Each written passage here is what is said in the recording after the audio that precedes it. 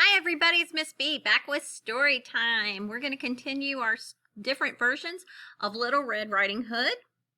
And today it is Ninja Red Riding Hood. Corey Rosen Schwartz is our author and Dan Santat is our illustrator. And thanks to folks at Scholastic for publishing this book. So Ninja Red Riding Hood. There's our title page.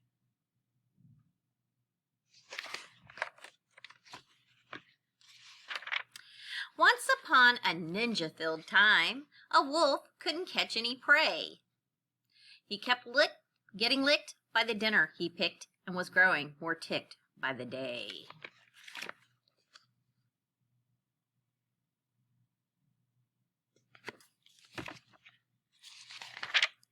His belly was aching for bacon. I'm wasting away, he complained. To huff and to puff was no longer enough. So he snuck into school to be trained.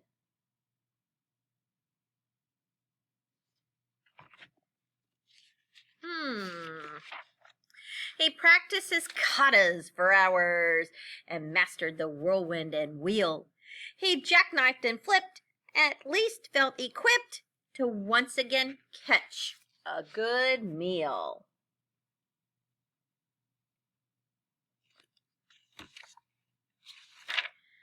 Drooling with anticipation, he set off in search of some meat. While deep in the wood, he met Riding Hood. I'm bringing my grandma a treat. The wolf licked his chops when he saw her and hastily thought of a plan.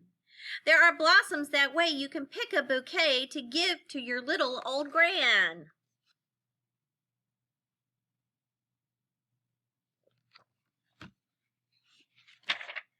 Then the wolf took a shortcut to Grandma's, where he thought that he'd find her in bed. But Granny was gone, so he put her robe on and eagerly waited for Red.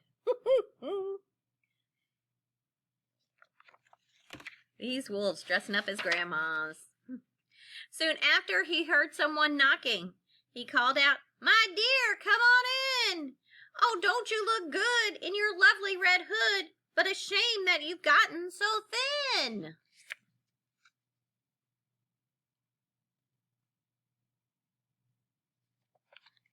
Is she going to be fooled? I don't think so. I think this is a pretty smart Red. Little Red took a look at her granny and said, "What on earth did you do? I could swear that your eyes have completely changed size. Hey, Gran, are you sure that's you?" "Of course it is me, my sweet darling. It's better to see you, my dear. And your ears are so long. Something's really seems wrong. Oh, my girl, all the better to hear."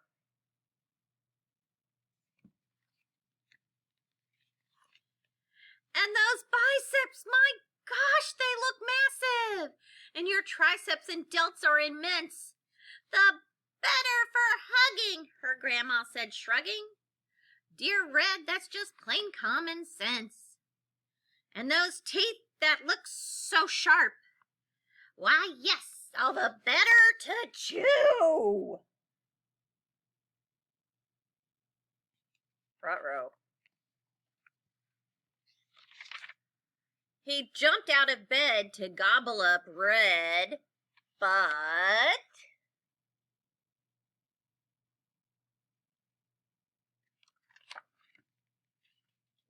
she'd gone to ninja school too. Anybody here going, "Go Red, go Red"? She grappled and sideswiped and twisted and escaped from his clutches unscratched. She attempted a lock, but he managed to block. They appeared to be evenly matched.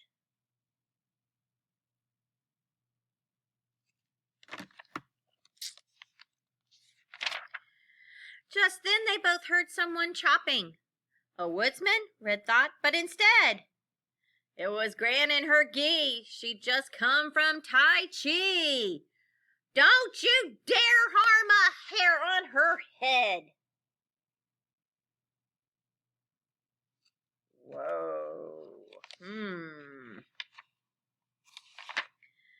wolf took a swing at that instant, but Red deftly dodged that attack.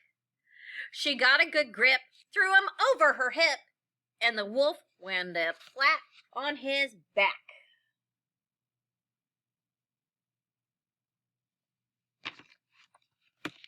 Anybody else in their head going, "Yay, Red! Go Red!" I am. "I'll skedaddle," the wolf said in anguish as he struggled back up to his feet.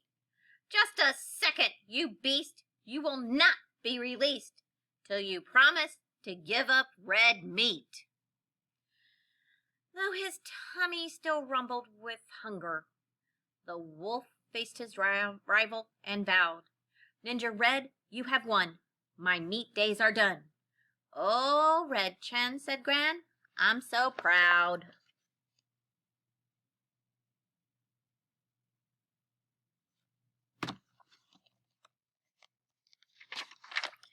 Then Red and the wolf bowed politely, and Gran gave him half her peach pie. The wolf was a mess. He had had way too much stress. I guess I'll give yoga a try.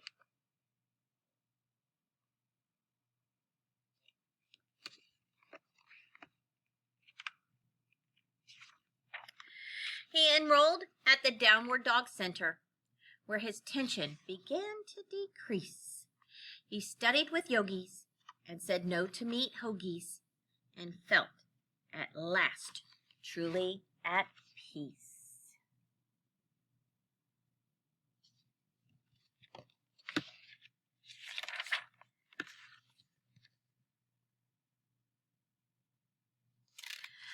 And that's the end of Ninja Red Riding Hood. Snip, snap, snout. Story time's all told out. Bye, kindergarten.